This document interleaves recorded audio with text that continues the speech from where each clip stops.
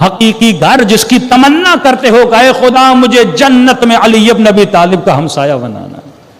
یہاں بڑے بڑے بنگلے والے، لیکن وہاں پہ اصل میں یار تو وہ ہے نا کہ تمہارا وہاں پر، یہاں کے گھر تو چھوڑ کے جاؤ گے آج اپنا، پھر بیٹے کا، پھر پوتے کا، پھر پتہ نہیں کس کا، لیکن وہاں کا جو گھر ہے وہ ہمیشہ تیرا ہی تیرا رہے گا. کوشش کرو کہ یہاں کے گھروں کی تختیوں کو مت سجاؤ، جنت کے گھروں کی تختیوں کو سجاؤ. صلوات پڑھے محمد و آل محمد.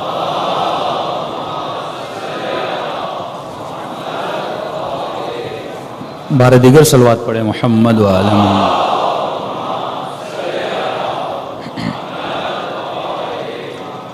دوسرا فرمائیے راحت طلب بھی ہے، چوتھا یہ نفس بدبخت لذت پرست ہے. اس کا جو دھوکہ ہے وہ لذت ہے. اب ہر انسان کا معیار الگ ہے. اکثر لوگ کہتے ہیں کہ مولانا، علماء فرماتے ہیں کہ خدا کا شکر کرو کہ تم کوفے کے ماحول میں نہیں تھے. شکر خدا کرو کہ اتنوں سالوں کے بعد یہاں پیدا ہوئے ہو اور آج تم 14 کے 14 معصومین کے ماننے والے ہو.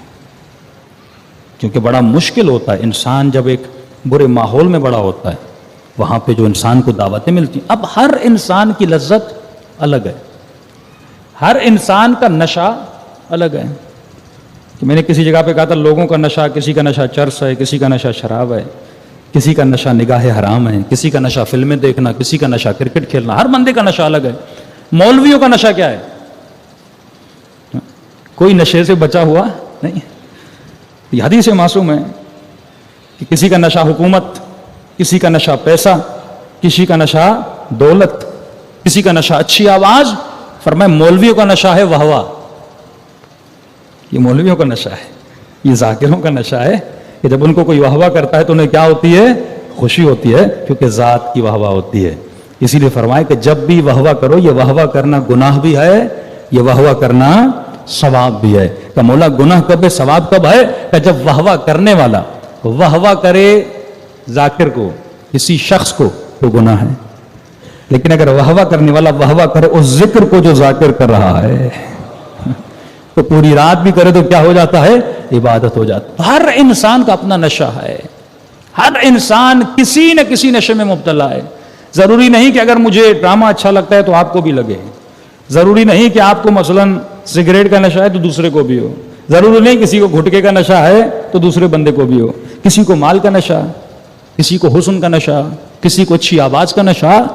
وہ فرمائے یہ جو نفس ہے یہ تجھے لذتوں میں مبتلا کرتا ہے. اب یہ تجھے چیک اینڈ بیلنس کرنا ہے کہ میرے اندر کون سا نشہ ہے کہ جس کو میں ختم کروں اور اس کے ختم ہونے کے بعد میں اپنے نفس پر کیا کر سکوں؟ کنٹرول کر سکوں. تو فرمایا ایک یہ نفس بڑا راحت طلب ہوتا ہے، لگژری لائف اسٹائل کو پسند کرتا ہے. دوسرا یہ تمہارے اندر لذتوں کو ایجاد کرتا ہے. اب لذت کا نشہ کیسے ختم ہو؟ آپ سفرے پر بیٹھیں. مولا علی فرماتا ہے انسان کھانا کھاؤ، کھانا کھانا منع نہیں ہے، لیکن کھاتے کھاتے ابھی تمہارے پیٹ میں 2 لقموں کی جگہ ہو تو کھانے کو چھوڑ دو. بعض مومنین تو ایسے ہیں کہ لقمہ جاتا نہیں، پیچھے سے دھکا بھی دینا پڑتا ہے. میں نے بعض عراق ہم گئے ہمارے، کیونکہ میں عراقیوں کے ساتھ بہت پلا بڑا ہوں، تو ان کی بڑی عادت ہے لقمے بڑے بڑے لیتے. تو طالب علم تھا، ساتھ پڑھتا تھا. میں نے کہا بندے خدا کہ ہمارے یہاں ایسے کھایا جاتا ہے. میں نے کہا مولا فرماتے نہیں، چھوٹے چھوٹے لقمے، کم از کم.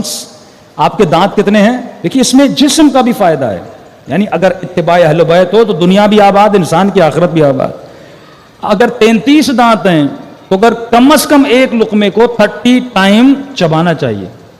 اس کے چبانے سے کیا ہوتا ہے کہ آپ کا جتنا معدے کا ڈائجسٹنگ سسٹم ہے وہ ہمیشہ آپ بڑی آسانی سے وہ ہضم ہو جاتا ہے. کبھی آپ کو پیٹ کی بیماری نہیں ہوگی، کبھی آپ کو السر نہیں ہوگا. لیکن انسان کھانے کے حریص بنے، لذت لے، جلدی جلدی کھائے، حالانکہ لذت زبان پر ہے، لقمہ نیچے کیا لذت ختم. تو مولا کیا فرماتے؟ زیادہ چباؤ زیادہ لذت لو. اور سائنٹیفکلی بھی ہے کہ جو انسان زیادہ چباتا ہے اس کا پیٹ بھی جلدی بھر جاتا ہے. غالباً آیت اللہ دستغیب کے پاس ایک موٹا سا آدمی گئے، قبلہ مجھے کوئی نسخہ دیجیے پتلا ہو جاؤں. اب ہر نسخہ مولوی سے بھی نہیں لیا جاتا. انہوں نے نسخہ دیا، کہ نسخہ یہ ہے کہ اپنے کھانے کے ہر لقمے پر 1 سورہ انا انزلنا پڑھو. اب اس کو کہتے زیادہ چباؤ، تو وہ چبانے والا تو تھا نہیں، موٹا آدمی کتنا چبائے گا، سست ہوتا ہے وہ.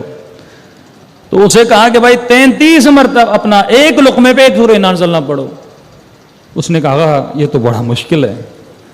کہا پھر دیکھو نا، موٹا بننا آسان ہے، پتلا ہونا مشکل ہے. نفس بہت جلدی موٹا ہو جاتا ہے، بہت جلدی، لیکن اسے پتلا کرنا بڑا مشکل ہوتا ہے. اس کی زندہ مثال ہے، آپ 30 دن روزے رکھیے، ایک ہفتہ مشکل ہوتا ہے، 10 دن کے بعد عادت پڑ جاتی ہے، نفس کو عادت ہو جاتی ہے روزے رکھنے کی، بھوک کی. اور جیسے روزہ ختم ہوا، عید پارٹی شروع ہو جاتی ہیں. ہاں، 1 دن 2 دن 3 دن اتنا کھاتے ہو، میں چیلنج کرتا ہوں 4تھے دن روزہ رکھ کے دکھاؤ.